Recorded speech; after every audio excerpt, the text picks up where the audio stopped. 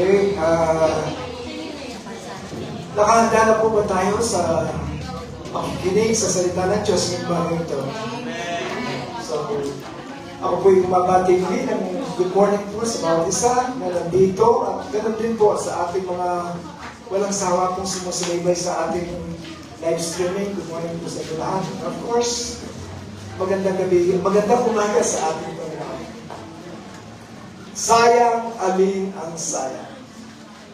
Marami tayong ginagawa sa buhay at sa bawat ginagawa natin, minsan ba naiisip natin, alin ba dito yung mga tunay na nakikinabang tayo o alin yung wala namang mga kabuluhan.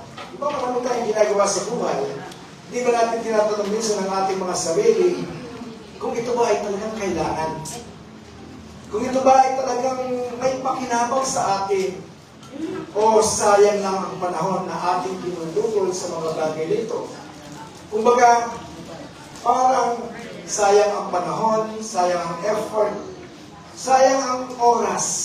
Diba? Minsan sinasabi natin yan o minsan ay tinatanong natin ang sarili kung ito ba ay makabuluhan o hindi. Sabi po ng ating si Solomon, ang pinakamatalinong tao na nabuhay sa mundo, sabi niya, napakawalang kabuluhan, napakawalang kabuluhan. Sabi po ng mga lahat ay wala daw kabuluhan. Ang sabi ng mga ngaral. Solomon is telling us here that everything is meaningless. Vanity of vanities, all is vanity. So dito po mapapag-isip tayo, ano ba yung may kabuluhan? Kung sinabi po ng pinakamatalinong tao na ang lahat ay walang kabuluhan, pero meron namang exception to the rule. Meron naman, at yun po ang ating aalamin ngayong umaga nito, ano ba yung exception to the rule na sinabi dito ni Solomon na walang kabuluhan ng lahat? Pero mayroon namang may kabuluhan po at yun po ang ating mga pag-aaralan ngayong umaga nito. Solomon added in verse 3, ang sabi niya, nagpapakapagod ka ng gusto sa pagtatrabaho sa mundong ito. Ngunit para saan ba ang mga pagpapagod na ito? Patuloy ang pagpapalit-palit ng mga lahi, ngunit hindi nagbabago ang daigdig. Ang sabi po sa English, what do people gain from all their labors at which they toil under the sun? Generations come and generations go, but the earth remains forever. Ibig lang po sabihin ni Solomon, kung ating ipagpapatuloy ang mga sumusunod na talata sa kabuuan po ng mangangaral, ang ibig lang pong sabihin dito ni Solomon, ang lahat ng ating pagpapagal sa mundong ibabaw ay mauuwing lahat sa wala. Ang lahat ay lilipas, ang lahat ay maglalaho. Na gaano man kalaki ang ating naipok sa bangko, napakarami mga properties na ating na-invest, ang lahat ng ito ay pagpapasahan lamang ng iba't ibang saling lahi. Minsan, di ba, naiisip natin kung minsan sa sobrang katipiran ay ayaw nating mabawasan yung milyones sa bangko, di ba? All of a sudden, namatay ka. Sino yung makikinabang? Yung asawa ng asawa mo. O yung mga manugang mo na hindi mo naman kaano-ano. Di ba? So, dito po sa mundong ito, ang sabi niya, dito po yung example lamang ng sinabi ni Solomon na ang lahat ay lilipas, na ang lahat ay pagpapasahan lamang ng iba't ibang salit-lahi. Eh, wala tayong may enjoy sa mga nakikita natin sa lupa. At kung minsan, may enjoy lamang natin ito sa panandaliang panahon. Kaya nga ba kung minsan, ginagawa ko example, yung mga taong ang Diyos ay pera.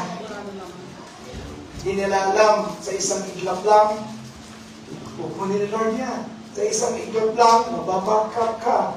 Sa isang iglap lang, mamamatay ka. So, Hindi po natin dapat ilagay sa ating isipan na ang pera ang nagpapalakad sa atin. Tayo ang pumawak sa pera, huwag pera ang pumawak po sa atin. Amen po ba? Amen. Amen. And someone said here, there is nothing new under the sun. Ang araw ay sisikat sa umaga at lulubog naman sa gabi. Di ba paikot-ikot tama? Wala namang bago. Di ba? At wala namang anumang bagay sa mundo ang bago at pwedeng magbibigay sa atin ng panibagong satisfaction. Ang lahat ng ating nararanasan ngayon, ang lahat ng ating na-enjoy, ay na-enjoy na rin ng iba. Ay natangkilik na rin ng iba. Wala pong bago. Yun ay kung ang pagpapagal para sa mundo ang pag-uusapan, lahat ay luma na po. Lahat ay mawawala, lahat ay pupupas. Subalit mayroong isang klase ng pagpapagal o pagpapagod ang may kabuluhan at walang sayang. Sabi ko na, may exception to the rule. Sabi ko sa Colossians 3:2, sabi ko dito ni Pablo, set your minds on things above, not on earthly things. Tayo ay sinasabihin po dito ng Biblia na mag-focus tayo rather sa mga bagay na hindi nakikita. Huwag sa nakikita kasi yung mga lahat ng mga nakikita, mawawala. Iiwanan o kung minsan tayo ang iiwanan. Kung hindi tayo ang mangiiwan, sila ay iiwanan din natin. So, saan daw tayo magpo-focus? Sa mga earthly things, sa mga bagay na may pakinabang na pang-eternal. Ano ba yung mga blessing na hindi natin nakikita? For example, di ba yung salita ng Diyos? Hindi natin nakikita, pero ito'y nagbibigay ng pagpapala sa atin. Ano pa? Hilinga, di ba? Yes, God Himself. Hindi natin nakikita, pero ang Diyos ay nagbibigay ng mga blessing na pang-eternal na pwede nating angkinin, pwede nating i-enjoy forever and ever. Amen. So, sabi nga dito, sapagkat ang anumang bagay sa lupa ay hindi magtatagal. Kaya nga ba, ang sinasabi dito ni Pablo, huwag tayo dito mag-focus. Just go with the flow. Yes, magtrabaho ka. Patuloy na magtrabaho, patuloy na gawin mo yung mga bagay-bagay na makalupa, makamundo. Pero huwag ka dito mag-concentrate. Huwag ka dito mag-focus. Saan tayo mag-focus? Doon sa mga bagay na makalangit, yung mga bagay na hindi nakikita. So ang lahat nito, sabi ni Solomon, ang lahat ng pagpapagal ay walang kabuluhan, pero ang pagpapagal natin sa makalangit na pamamaraan, sa mga bagay na makalangit, ito ang mga bagay na magtatagal at hindi mawawala magpakailanman, hindi mananakaw. So dito ang sinasabi po sa 1 Corinthians 15:58, ang sabi po muli dito ni Pablo, so my dear brothers and sisters, stand strong. Do not let anything move you. Always give yourselves fully to the work of the Lord, because you know that your work in the Lord is never wasted. Walang sayang. Yung panguling sinabi dito sa English, because you know that your work in the Lord is never wasted. Wala pong sayang. So dito po, ang sinasabi ni Pablo dito, na magpakatatag daw tayo at huwag patitilag. Maging masipag tayo palagi sa paglilingkod sa Diyos. Take note of this. Maging masipag palagi sa paglilingkod sa Diyos dahil alam natin hindi masasayang ang ating pagpapagal para sa Kanya. Yan sinasabi ni Kaputol kanina. Walang sayang kapag ikaw ay gumagawa ng para sa Diyos, lahat may balik. Wala pong sayang. Mamaya, titingnan natin yung balik mamaya. So dito po, because you know that your labor in the Lord is not in vain. Walang sayang. Pagbubulay-bulayan po natin ang nakasad sa talatang ito. Maya-maya pa, marami pa tayong pag-uusapan. Stand strong, magpakatatag at huwag patitinag. Bakit po? Kasi hindi po simple ang mabuhay sa mundo. Kapag di tayo nagpapakatatag, magtatangay po tayo. Mawawala tayo sa presensya ng Diyos. Ang sabi nga po sa Job 14:1, taong ipinanganak ng babae ay sa kaunting araw at hipos ng kabagabagan. Mortals born of woman are of few days and full of trouble. Tanggapin na po natin yun. Ang ating buhay na sinasabi sa Job 14:1 ay kaunting panahon lamang. Pagki lamang ang panahon ng buhay sa mundo. Huwag mo sabihin magtatagal ka dito. Napaka-ikli po. Kaya ang sabi pa niya, maikli na nga. Punong-puno pa ng trouble. Punong-puno pa ng kabagabagan. Kaya nga ba kung di tayo magpapakatatag sa sinasabi dito ni Pablo, tatangayin tayo ng mundo. Tatangayin tayo ng mga pagsubok. Tatangayin tayo ng mga bigatin sa buhay. That is why if you want to gain those blessings na pinangako ng Diyos sa iyo, sa buhay Kristiyano mo, maraming pinapangako ang Diyos, kailangan huwag kang patitinag, huwag kang padadala sa hagupit ng mundo sa buhay natin. Maraming challenges po ang mabuhay sa mundo. Even as Christians, hindi po tayo excuse sa mga trouble na ito. Hindi mo namamalayan, ang saya-saya mo, maya-maya, mayroon kang mababalitaan. You will never know. Kaya nga ba, just be strong. Huwag tayong patitinag po.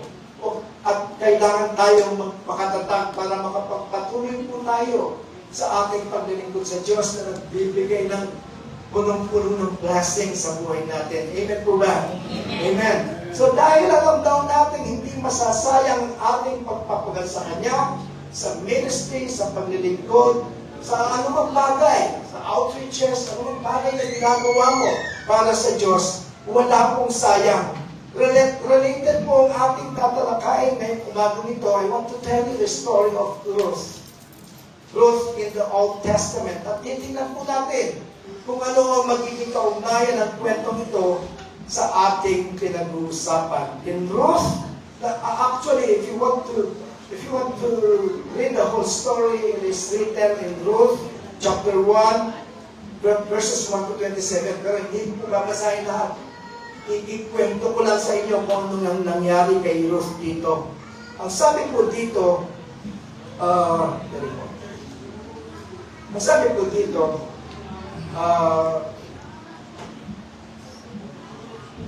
in Ruth 1, verse 3, ang sabi po, at si Elimelech na asawa ni Noemi ay namatay. At siya'y naiwan at ang kanyang dalawang anak. At sila nagsipag-asawa sa mga babae sa Moab. Ang pangalan ng isa'y Orpha. Dalawang magkapatid po ito na anak ni Elimelech na asawa ni Noemi. Kapag nagkaanak kayo, Elimelech ha? Ayaw. So, dalawa yung anak ni Elimelech. Ang pangalan at ang nagsipag-asawa ang mga ito. Ang asawa ng isa ay si Orpha at ang pangalan ng isa ay Ruth. At sila'y tumahan doon ng may mga 10 taon sa bahay ni Elimelech. Hindi madali ang pinagdaanan ng mga tao sa lugar na yun. Nagkaroon po sila ng mahabang panahon ng taggutom. In other words, nagkaroon po ng anong taggutom sa English? Famine. So, namatay po ang maraming tao at namatay po ang dalawang anak ni Noemi, namatay din si Elimelech. So, naiwan po kay Noemi ang kanyang dalawang manugang. Sino yung dalawang manugang niya? Si Ruth at saka si Orpha. So, tatlo na lang sila. Ito po sila. Ayan, magaganda yung mga taga-Israelites po. So, dito sa ating kwento, Kung pagsubok ito, matindi ang pagsubok na pinagdadaanan ng magbibinang ito. Tatlo na lang sila eh. So, naggutom pa. Di ba? Wala sila makain. So, sinabi po ni Noemi, ang ina, sa kanyang mga manugang na magsibalik na sila sa kanilang mga pinanggalingang mga lugar. Iwan na lang siya mag-isa dito dahil napakahirap nga ng buhay. So, dito po, ang isang manugang na si Orpha ay nagdesisyon po na umalis at bumalik na nga sa kanyang pinanggalingang bayan. So, sino lang po natira? 3 minus 2 is 1. Isa lang ang makakaintindi ng parinig dito. So, isa na lang. Hindi, 3 minus 2. 3 minus 1 is 2. Dalawa na lang sila. Ang natira, si Noemi at saka si Ruth. Sabi po dito sa verse 15, ang sabi po ni Noemi kay Ruth, ang pilas mo ay nagbalik na sa kanilang bayan. Nakakagets kayo? Nakakasunod po kayo? Magpapatuloy po ba natin? Very exciting ito. Ang pilas mo, si Orpha, ay nagbalik na sa kanilang bayan at sa kanilang Diyos. Umuwi ka na rin, Ruth. Sabi po ni Noemi, na kanilang, hindi naman balae, kanilang biyanan. Okay. So, anong sinagot po dito ni Ruth? Ang sabi po sa verse 16, sa English, sabi po ni Ruth, don't urge me to leave you or to turn back from you. Where you go, I will go, and where you stay, I will stay. Your people will be my people, and your God will be my God. Sumagot po si Ruth sa Tagalog, ba't po ninyong hilingin, iwanan ko kayo, nanay. Hayaan po ninyo na akong sumama sa inyo, saan mo kayo pumunta, doon po ako pupunta, nanay. Kung saan kayo tumira, doon din po ako titira. Ang inyong bayan, ang aking magiging bayan, at ang inyong Diyos, ang aking magiging Diyos. Ano po ang sinasabi ng Diyos sa atin sa kwentong ito? Of course, when we read the Bible, it is like looking at the mirror. Na kapag anong nakita mong mantya doon, na may nakita kang buta, alisin mo, di ba? Same is true when we read the Bible, meron pong specific na meaning, kahulugan sa buhay natin. Ano po ang sinasabi dito sa ating kwento? Of course, tayo po dito si Ruth and Orpha. And Noemi representing God Himself. Katulad po ni Ruth at saka ni Orpha na kapag matindi na ang problema o bigatin sa ating buhay, dalawa lang po ang ating magiging choices. Dalawa lamang. Kapag hinahagupit na tayo ng bagyo, ng unos, kapag tayo ay pasan-pasan na natin ang mundo sa bigat ng ating mga dalahin, there will be only 2 choices na pwedeng gawin. Ano po ito? Ang magpatuloy ang kumapit sa Diyos o bumalik na lang sa dating tayo. Nakaka-relate po ba tayo? Itong si Orpha, bumalik siya sa dating siya. In other words, nag-backslide. Humiwalay sa Diyos. Pero itong si Ruth, nagpatuloy at kumapit sa Diyos, ano man ang hirap na kanyang pinagdadaanan. Nung marinig po ni Orpha ang paliwanag ng biyanan na wala na siyang aasahan sa kanya, ang pinili niya ay bumalik na lang sa pinanggalingan niya. Ganyan rin po tayo kapag wala na tayong natatanaw ng pag-asa, nakakalimutan na natin ang mga salita ng Diyos na nagbigay pag-asa sa atin sa ating mga nakaraang buhay. When we face with challenges in life, great challenges, nakakalimutan natin yung mga past experiences natin in life, na Diyos pa rin ang tumulong, di ba? Diyos ang nag-create ng milagro para sa atin. And then all of a sudden, when we face another challenges, doon ay parang nakalimutan na natin yung mga ginawa ng Diyos. Nakalimutan na natin mabuti ang Diyos. Ganun si Orpha, pero hindi po si Ruth. We then turn our backs on Him. Agad-agad, iniisip natin, hindi naman ako pakikinggan ng Diyos. I think kung tutulad po tayo sa kay Orpha, this will be the worst decision in our life. Mag-backslide na lang? I don't think so. Karamihan sa kanila, hindi pa malalim ang kaugnay sa Panginoon. Madaling bumalik sa pangpinanggalingan. Hindi nagmamature. Hindi nag-grow. Kumisang tumitingin sa mga katabi. Sobra naman ang makeup nito. Hindi na ako mag-a-attend dito sa SCM next time. Hindi nag-grow. Pag-baby pa rin. May nakapagsalita lang na hindi maganda. Next time, hindi na ako makikita dyan.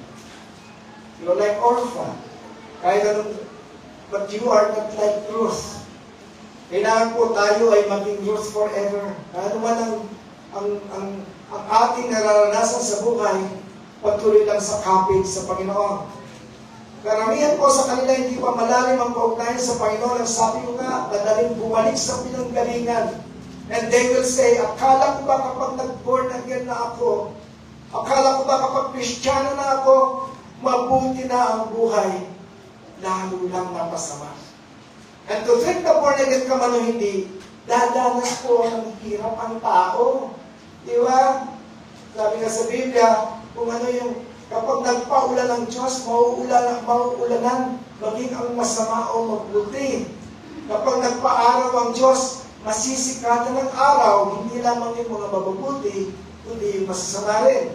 Kaya hindi po natin pwedeng ibase yung nararanasan natin sa mundo na kung tayo man ay pinagpapala o hindi. Pinagpala na tayo eh. Amen po ba? Pinagpala na tayong higit. Kaya nga ba, when we are facing challenges in life, huwag mong kalilimutan ang Diyos. Huwag mong kalilimutan na makapangyarihan siya.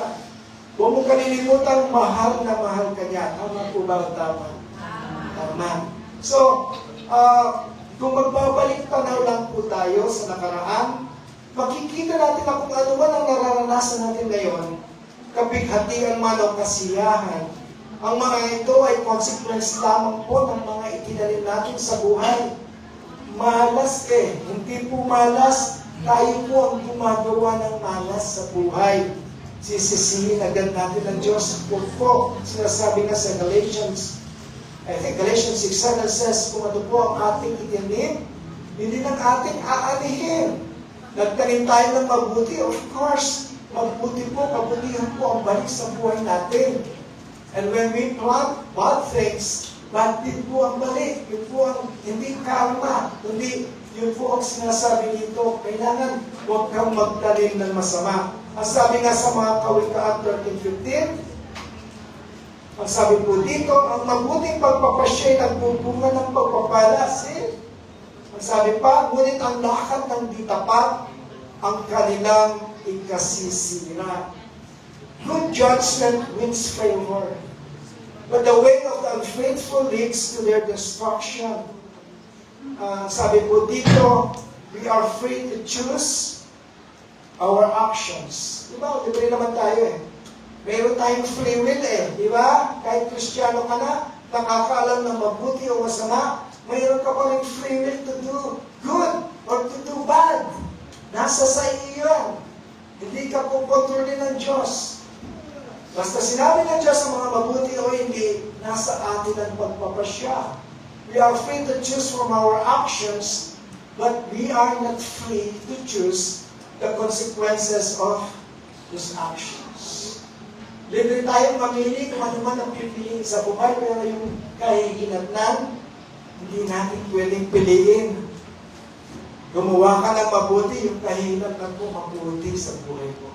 Those are consequences na hindi natin pwedeng pigilan. So dito po, balik tayo kay Naomi and Ruth.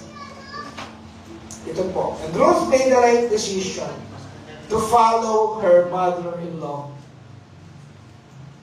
Saan man ito pumunta, pupunta rin si Ruth. Sa magtitira. Kung sino man ang Diyos ni Ruth, yun ang magiging Diyos niya. Ruth's commitment is like true commitment to God. She was allowing Noemi to guide her life. Like us, when we recommit ourselves to God, ano man ang mangyari, ano man ang sabihin ng iba, walang makakapagpaiba ng desisyon natin, di nababalik sa dating buhay na nakagawian. Ano ba yung kanta? Yung I have decided to follow Jesus. I have decided to follow Jesus. I have decided to follow Jesus. I have decided to follow Jesus. No turning back, no turning back. Sabihin mo sa iyong katabi, no turning back.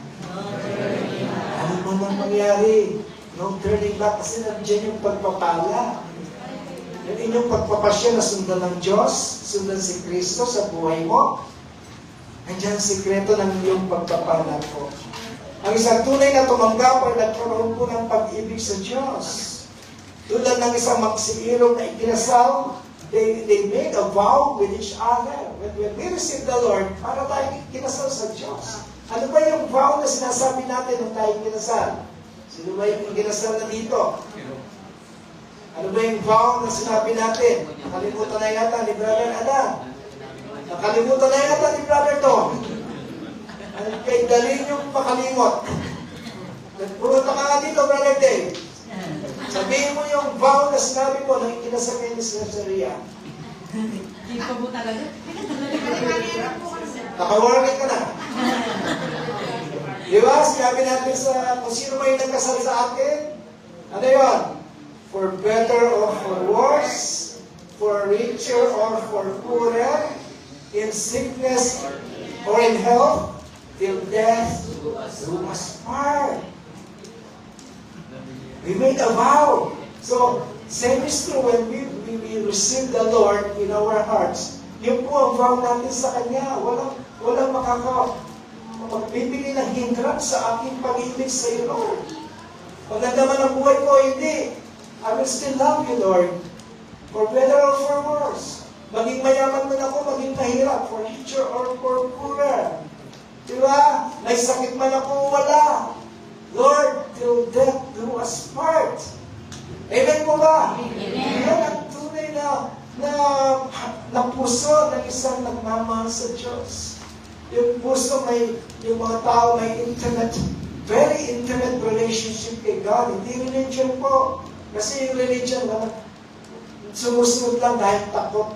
Sumusunod lang dahil utos. But when you have that deep relationship with God, when you have that very intimate relationship with God, walang makakapagpili. Nakikita mo si Kaputol dito. I can see her heart. I can see her heart, kapatid. We are so blessed. We are so blessed. Ano man ang mangyari? Maraming problema yan. TikTok yan po kayong pasang-pasanin yato, pero laging smile lang. Kasi iba yung joy na nararamdaman niya in serving the Lord. Amen. So, walang sayang. Sabi mo sa iyong katabi, walang sayang. Walang sayang. Sabi nga dito, sa 1 Corinthians 15:58, uulitin ko po. So, my dear brothers and sisters, stand strong. Do not let anything move you. Always give yourselves fully to the work of the Lord, because you know that your work in the Lord is never wasted. Kaya nga mga minamahal ko kapatid, so and so, ang inyong pagpapagal sa Kanya ay hindi masasayang pagpakailanman. Alam niyo ba kung bakit walang sayang? Alam niyo ba na sa desisyon ni Ruth na hindi iwan ang biyanan, kahit gaano kahirap ang kanilang buhay, you know the ending of the story? Who knows the ending of the story? Is that Opina, right? What is the ending of the story of Ruth? Ano pa? Meron pang isa. Naging asawa yung haring si Boaz. Just imagine po. Naging asawa niya ang hari ng Israel. What if sumama na siya kay Orpha? Baka naging alipin sa ibang bayan. Sinasabi lang po ng kwentong ito na actually, si Boaz po, ito ang lolo ng lolo ni David. That is how blessed Ruth is. Napangasawa po niya ang hari ng Israel. Nagigets niyo po yung ibig ko sabihin dito. Pag ikaw'y nagpatuloy sa Diyos, example lang yun, napangasawa niya ang hari, mayroon din nakalaan ng pagpapala ang Diyos sa iyo. The blessing that more than yung bibigyan it, Lord, na more than you can imagine. Yung pagpapalang more than what you expect. Yung pagpapalang hindi mo man nakita. Yung pagpapalang hindi mo pa napaginipan kung gaano kaganda ito. Kayang-kayang ibigay ng Diyos ito sa mga nagpapatuloy sa Kanya. Amen po ba? Amen. So katulad po natin sa ating pagpupunyaling mapaglingkuran patuloy ang Panginoon. Gaano man po kahirap ang buhay, pero ang nagtipala natin ay hindi manggagaling sa tao. When you expect na purihin kayo ng Diyos kasi nagpupuri kayo dyan, nag-inigod kayo, don't expect that from other people. Ang Diyos po ang magpapalit niya. Ang Diyos ang magbibigay. Amen po ba? Manggagaling lahat sa Diyos, hindi po sa tao. Kaya nga, stand strong. Do not let anything move you. Always give yourselves fully to the work of the Lord. In another story, malapit na po ito, bibilisan ko lang. In another story, Matthew 26, 8-9. When the disciples saw this, they were indignant. Why this waste? Ang sabi po. Ano po nangyari dito? Sa babae po, nakita po na nangungusap si Kristo sa isang bahay at lumapit siya kay Kristo. Binasa po niya yung bote, binasa ko hindi, pero binuhos po niya lahat yung pabango. Mamahaling pabango. Alam mo magkano yung pabango na to? Kung bakit nasabi ni Judas or the disciples, sayang! Sayang yan! Dinagdag pa ni Judas, sana pinabigay na lang natin sa mga mahihirap. Binenta na natin ang perfume na yan at ibinigay natin sa mga mahihirap. This perfume could have been sold at a high price and the money given to the poor. Nang makita ito ng mga alagad, sila naggalit. Naggalit po sa babae. Alam niyo kung magkano yung perfume? Magkano yung minimum wage ngayon? 700, something like that, 700. One year minimum wage. 700 times 365. Yun po ang halaga ng perfume. 365 times 7. 700. So kaya nga sinabi ng mga alagad, sayang yan. Ibinuhos lang sa paan ng Panginoon. Di ba? Ang babaw ng mga disipulo rito. Why waste? Why waste? Bakit ka magsasayang? Magsasayangin mo yan sa paan ng Kristo. Ano bang magagawa niyan? Sayang ang paglilingkod mo sa Diyos. Sayang ang pagpapagal mo sa drum na yan. Sayang yung pag-awin mo dito, Sister Ria. Sayang yung pagbibihis nyo. Layo-layo pa lang ang bahay nyo. Tulad po ni Sister Ami. Ikaw malapit na sa conception yung bahay niya. At pupunta pa rito. Pupunta pa kagabi sa prayer meeting. Sayang lang, Sister Ami. Kayo dito. Sayang lang, punta kayo dito. Ganun yung tingin ng mga alagad dito. Why waste this very costly perfume just to pour out on Jesus' feet? Sabi ni Kristo, the poor you will always have with you, but you will not always have me. Hindi po isinasabi dito ni Kristo yung tumulong tayo sa mga mahihirap. Pero sabi niya, iba yung ginagawa mo sa akin. Iba yung pagtulong niyo siya, okay, magbigay kayo sa mga beggars. Magbigay kayo sa mga may sakit. Magbigay kayo sa mga sinalanda ng bagyo, ano man. But when you do things for me, exclusively for me, iba yun. Iba yung dating niya kay Kristo. Sabi dito, ang sabi ko sa verse 10, aware of this, our Lord Jesus said to His disciples, why are you bothering this woman? Ba't yung ina-store mo yan? Ba't yung pinapakyan naman yung babae na yan? Ang sabi po dito ni Kristo, she has done a beautiful thing for me. See? Ano yung sinasabi natin kay Rhea kanina dito, naglulundag-lundag, hindi alam ang gagawin. He has done a beautiful thing for the Lord. Ano yung ginawa natin kahapon, nagagabi pa lamang, inahanda na natin yung ating mga, kung magkano man yan, ibibigay ko kay Lord bukas to, makakatulong sa ministry ito. Itatabi ko ito. You are doing beautiful things for God. Huwag niyong sasayangin. Yung effort natin mamaya sa outreach. Of course, nothing is wasted po. Pagod na nga si Pastor kagabi, pagod na nga ngayon, pagod pa kaninang madaling araw sa kaka-review, mamaya pupunta na naman doon. Pagka-outreach na naman. Nothing is wasted. Those are pure blessing for me. Yun ang blessing ko eh. Ba't ko aalisin yun? Yung pagbibigay ko kay Lord, yun ang number one blessing ko sa buhay ko. Why waste? Is that a waste? No way. Yung ating mga naglilinis po rito. Yung Sabado, dinetext pa ako, Pastor, sa umaga kami, do whatever you want to do. Sabi ko sa kanila, there is nothing wasted sa ginagawa yung paglilinis dito. Pareho lang naman eh. Sa pagiging pastor, pagiging naglilinis ng ating church building, in the eyes of God, pareho po tayo servant. Pareho tayo pong blessed. Amen po ba? Amen. Wala po yung sayangin. Huwag natin paitulutan yung puso natin na sabihin natin, huwag kang magbigay, sayang. Huwag po. Napakalaki pong bagay sa Diyos. Katulad po dito, ang sabi ni Lord, she has done a beautiful thing for me.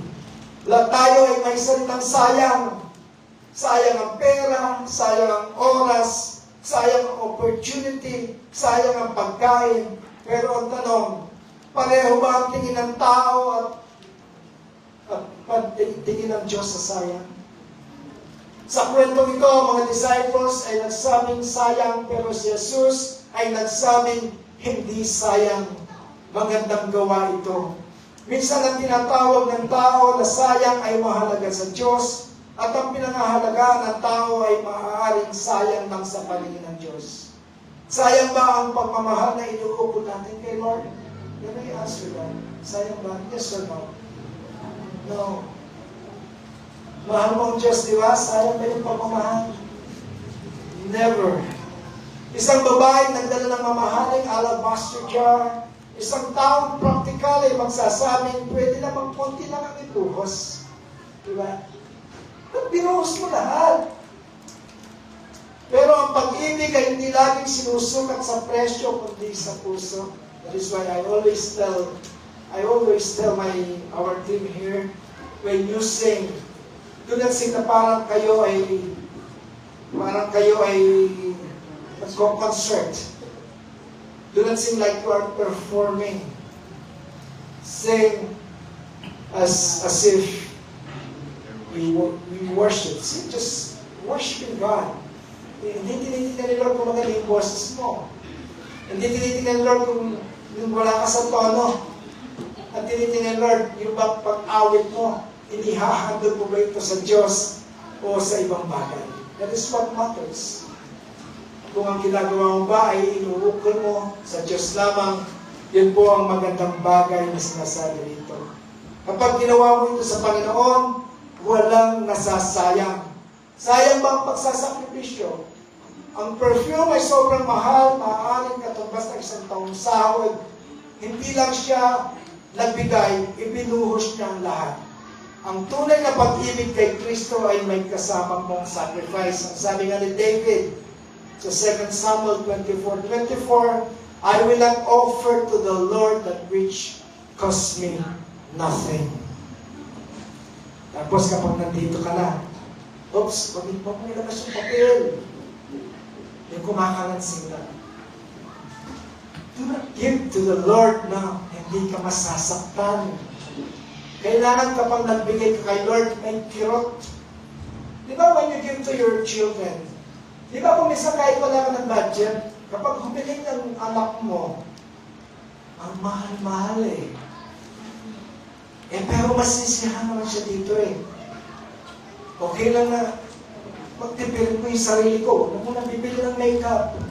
Huwag mo nang bibili ng mga bubutya. Bigay ko na sa anak ko. May kirot, may konting pain. Pero that is what love means.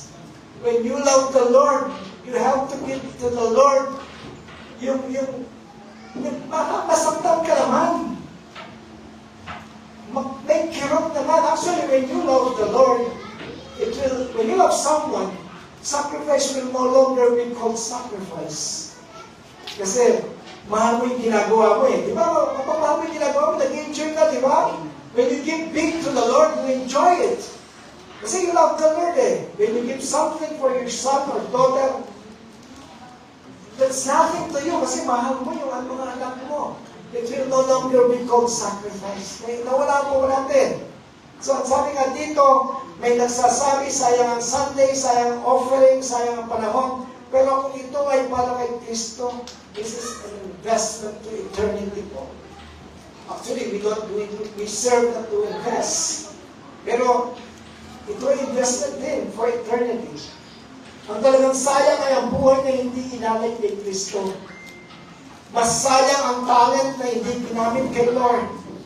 Buhay na puro sariling kasiyahan ang pinagkukulan. Yan ang sayang.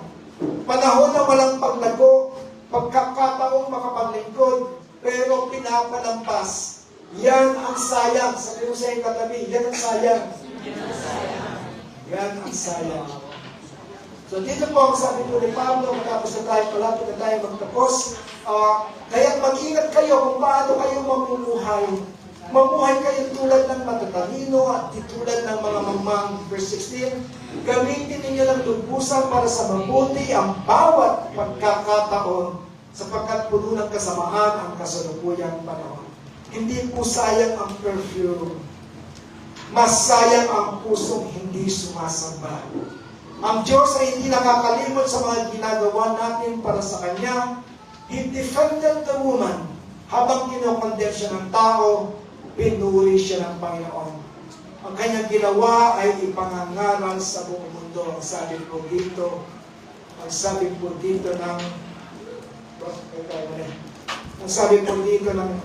ating Panginoon sa ginawa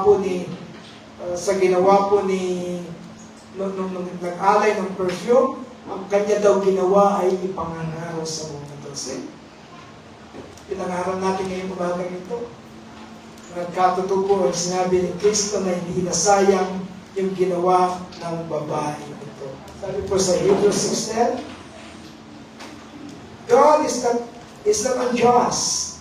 He will not forget your work and the love you have shown Him, and as you have helped His people and to continue to help them. Maraming tao nagsasabing sayang, pero ang tanong ay, kaninong opinion ba ang mahalaga?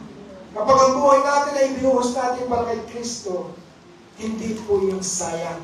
At tunay na sayang ay ang buhay na ginugol sa mga bagay na pansamantala, ngunit hindi para sa walang hanggang layunin. Kapag humarap po tayo sa Panginoon, balang araw, hindi niya itatanong magkano ba yung naipon mong pera. Hindi niya itatanong kung marami ka bang na-invest na mga properties. Hindi po. Ano ang itatanong niya? Mga kapatid, huwag natin pong sayangin ang ating buhay sa mga bagay na lumilipas. Ibigay natin ang ating puso, oras, talento at lakas sa Panginoon. Walang anumang inialay sa Kanya ang tunay na nasasayang. Ang tanong ay hindi magkano ang ibinigay mo. Ang tanong, para kanino mo ito ibinigay. Kung sasabihin ng mundo sayang, pero ang sasabihin, Lord, ito po, well done, good and faithful servant. Alin ang mas pipiliin mo ngayon? Ngayon mo sabihin, sayang yung pamasahe mo, sayang yung gas mo papunta rito, sayang yung pag-practice ng worship team, sayang ang oras. Nabigyan mo kahit kaunting hindi sa labi ang Panginoon, yun po ang hindi kailanman masasayang. Kaya po nandito. Are we blessed? Sana po sa atin na nakarinig ng mensahe ito, nawa po hindi po ito masayang. Nawa ito po ibaunin natin. Pag uwi natin, isip-isipin natin, oo nga no, dami ko mga pinagkakabalang mga bagay sa mundo. Dami ko sinasama ang mga tao. Dami kong mga pinupunta, mga parties, iba't ibang mga bagay. Pero ang sabi nga ni Solomon, ang lahat ng ito ay walang kabuluhan. Ano yung may kabuluhan lamang? Ang ginagawa mo para sa Diyos. Pag sinabi ng Diyos sa'yo, well done, my good and my faithful servant. For me, that will be the most beautiful word na maririnig ko sa tanang buhay mo. Nothing will ever compare this phrase, these words that will be coming from my Lord. Pagdating ng araw, sasalubungin niya ako, sasabihin niya, well done, Brother Dan. Well done, Pastor Dan. Well done, my servant Dan. My good and faithful servant. Palakpak po natin ang Diyos.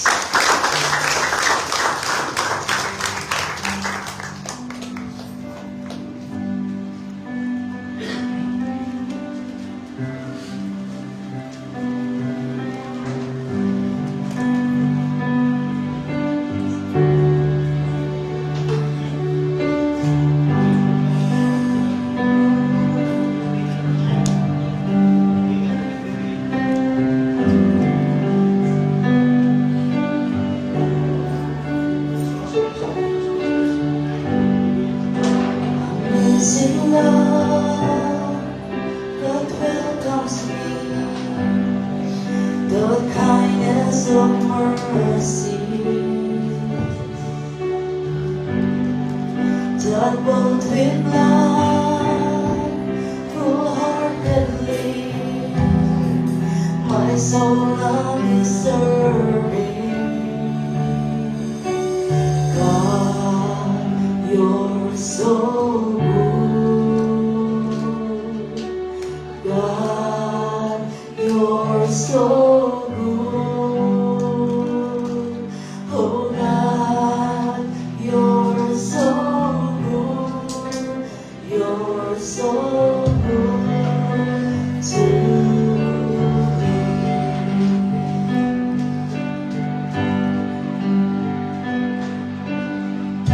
Behold the cross, its weight, and our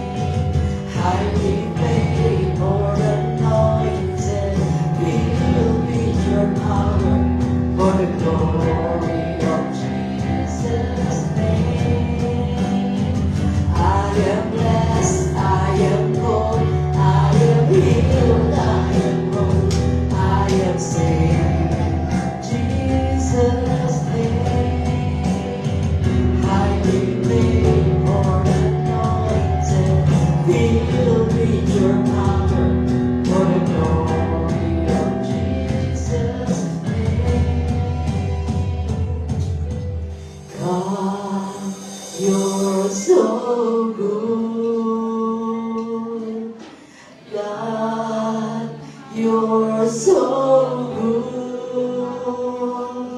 Oh God, you're so good. You're so good to me.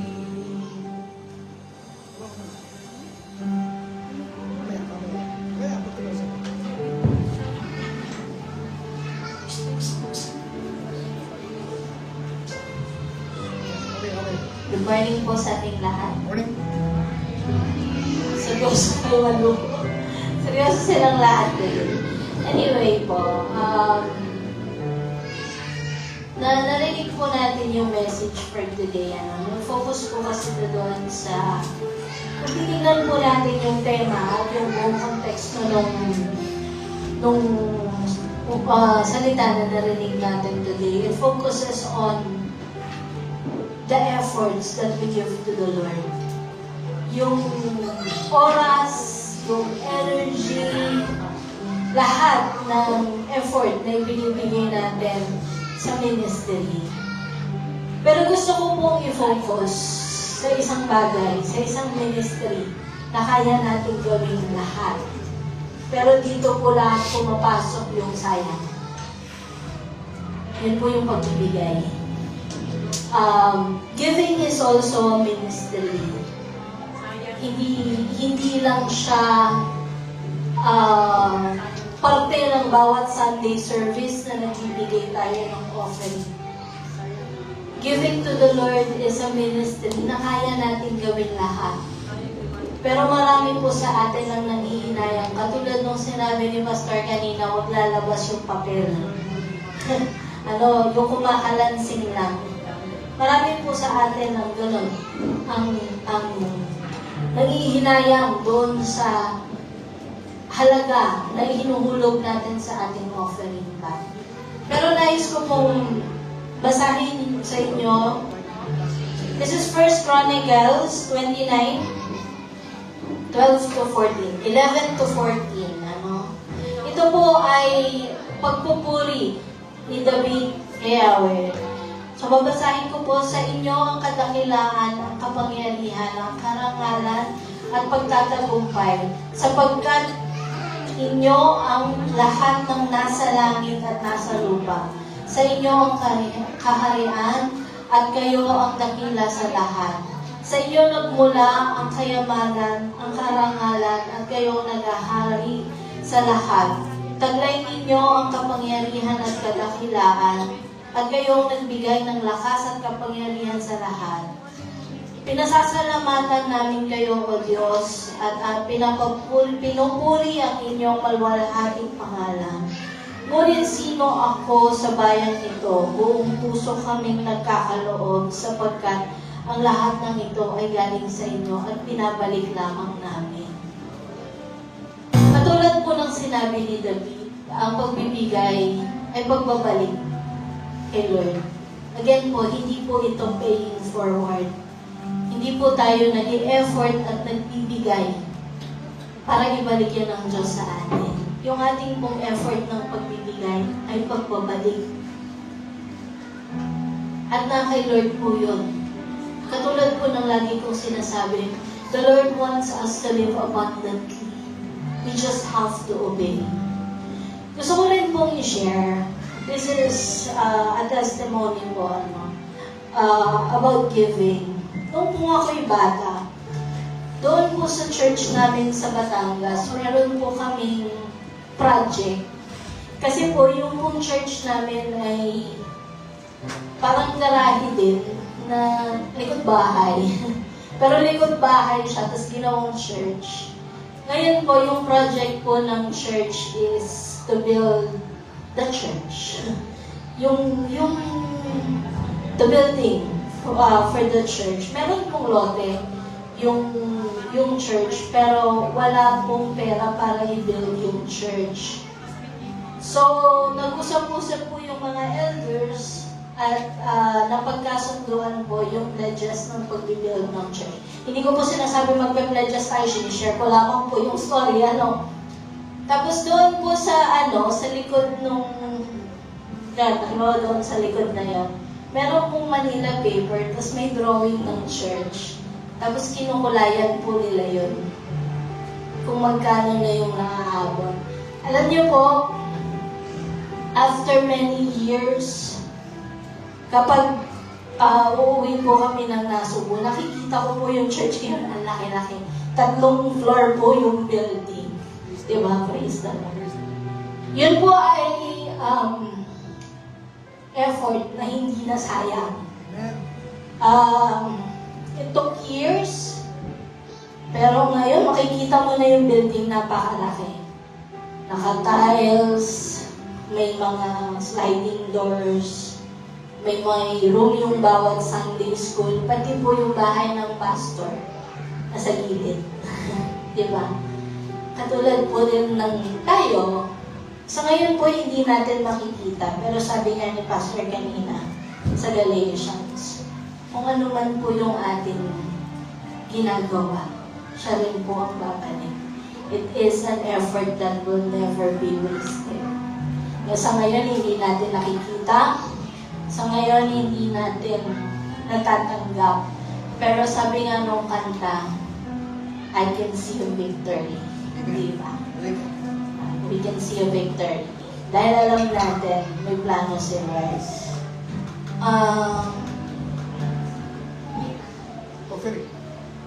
Okay. So, sa ngayon po dadako po tayo sa pagbibigay. Tayo po yung tumayo lahat at panalangin po natin. Isasabay ko na rin po yung closing prayer. Dakila ka, Ama, Panginoon, salamat po sa umaga nito, God, na binigyan niyo po kami muli, Panginoon, na pagkakataon, Panginoon, para makapagsama-sama, papurihan ka, O God.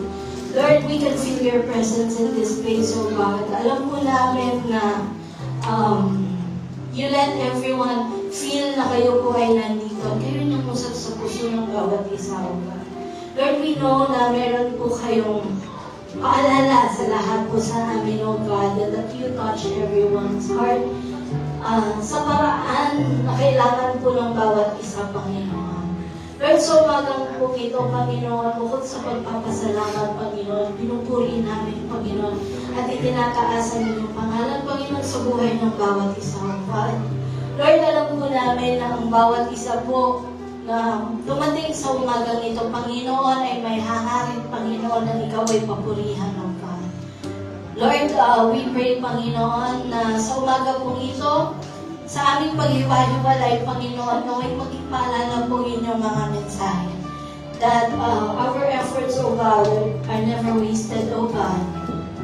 Nasa dulo po ng tunnel, Panginoon, we will see a victory na inihanda mo po para sa amin, Panginoon.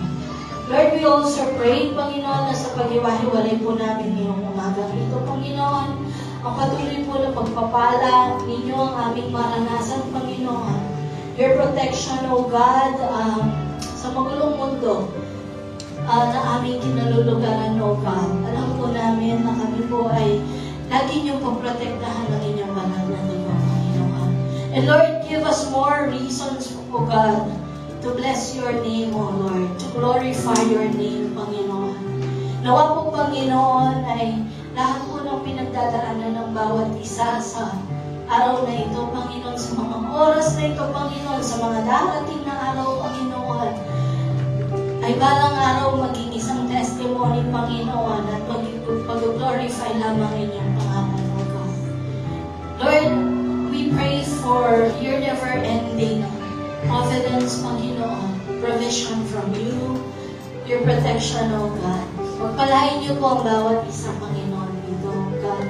And Lord, we pray, Panginoon, for our nation, Panginoon, na nawa po ay hipuin niyo po ang puso ng bawat nakaluklok, Panginoon, sa posisyon ng God. Lord, give them wisdom na nagmumula sa inyo, Panginoon. At tanggalin niyo po ang pride at kasakiman sa puso ng bawat isa, Panginoon. We all know, Panginoon, that we all live separate lives, Panginoon. But we cannot hide the fact na naapektuhan po kami sa kaguluhan nito, Panginoon. Lord, gabayan niyo po yung aming mga leaders, O God. Gayon din po, Panginoon, sa panahon ng tagulan, Panginoon, ikaw po patuloy na mag-provide para sa mga tao na naapektuhan, Panginoon, ng klima. Lord, we pray for your love, Panginoon, na lagi namin maranasan sa bawat oras, Panginoon. Thank you, Lord. Thank you for everything. All this and all the glory only belongs to you. In Jesus' name.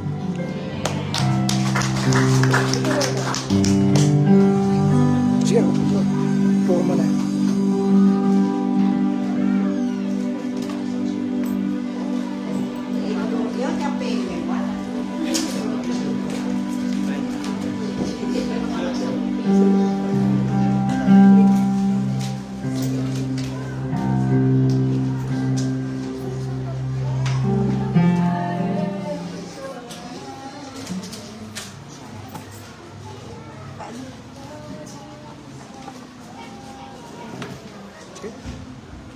Dong.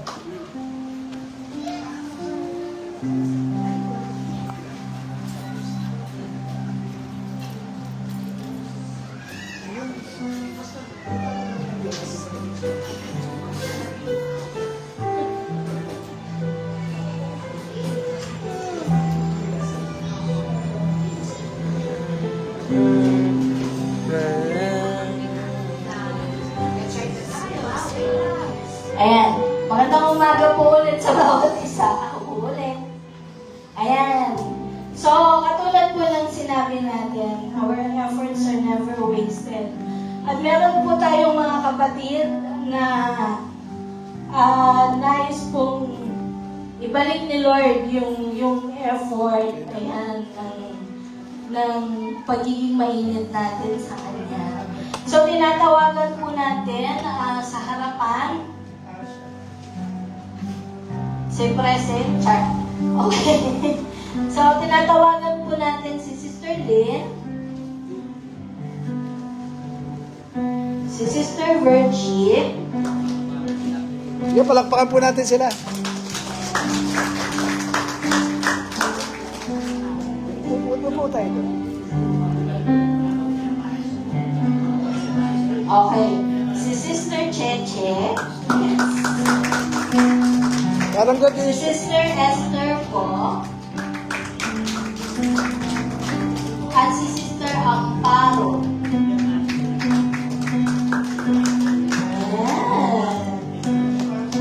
Meron pa po tayong mga kasama na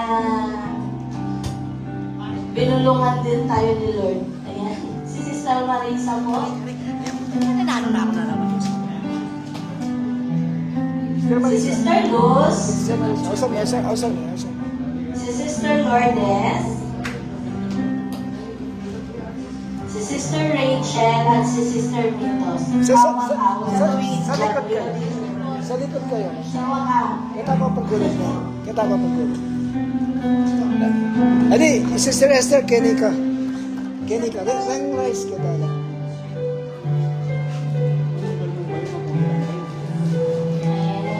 Ang puno na, oh. Kapatid ko na rin. Okay, so nabanggit mo kanina ni Pastor na tayo po ay nakatanggap ng halaga na nais po natin i-share sa ating mga kapatid. And also, may sinasabi din po si Sis Ria, pinapatawag po niya lahat ng kids. Ayan. Lahat daw ng kids dito sa labas. Lahat po ng kids. Sige, patuklukan mo kaya, Reggie. Sige. Paluklukan mo lang, paluklukan. Mga bata, labas kayo dyan. Doon kayo sa harap ng mga nakaupo. No? Isa-isa. Ayan. Sige, biyan mo na rin ang best, bro. Ring ang best. Quiet lang, walang maingay.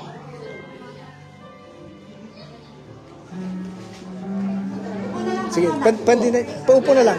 Yung mga bata doon sa harap. Opo. Hindi, papunta mo kaya kasi talnando rin yung bag. Sige bro, pambiyan mo na rin ang bag ka rin. Hindi, alam yung pag yung bag, mga ragulo. Kinilikita mo yun. Sis, Pasok kayo dito. Yan. Isok.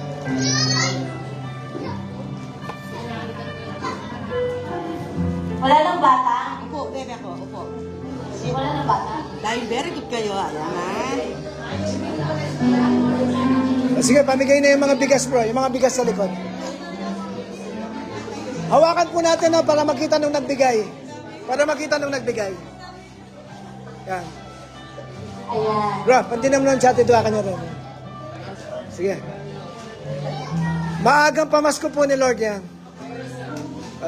Tig-dalawa po kayong bag ha, kayong nandito. Tig-dalawa po kayong bag.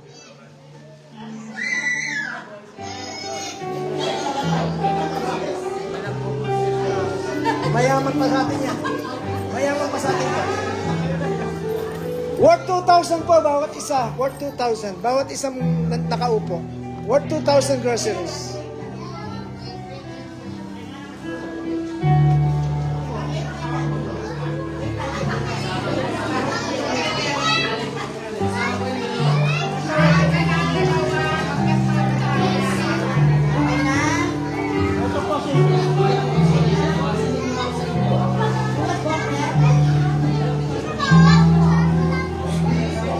Ano wala?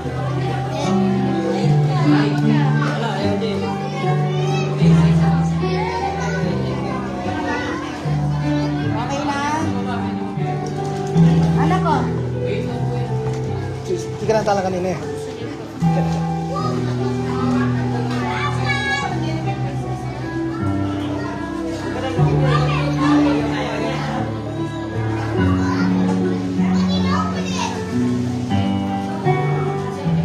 Tayo po may masaya.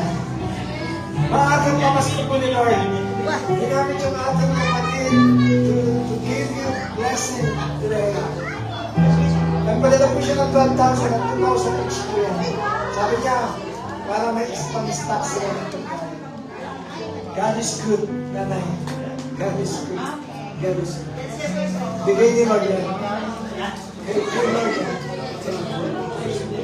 All the good things coming from God, ginagamit lamang po tayo. We just have to thank the Lord today. Father God, salamat po. Salamat po sa umagang ito na pagpapala ang aming worship service. I just want to thank you, Lord, sa mga blessing ito. Blessing ng spiritual blessing, galing sa salita. At the same time, may bonus pa. May pag-grocery blessing pa. Lord, bless these people, Lord. Bless these children of yours, Lord. Mga kapatiran namin na nandito na patuloy mo silang pagpalain. Ang kalooban ng pangangailangan niya sa araw-araw. Bigyan mo po silang comfort, peace, joy sa araw-araw ng buhay nila. Salamat po. Muli, Panginoon, to you all the glory, to you all the praise, to you all the thanks in the mighty name of our Lord Jesus Christ. Amen. Palapakan natin ang Diyos. And I would like to thank po, sabi ko na po, yung ginamit ni Lord, si Micah and Elmo. Thank you. Bless you. Continuously. Salamat din po si Sir Pico. Siya po yung nakayos sa lahat ng yan. God be all the glory. Praise the Lord. Palapakan natin ang Diyos.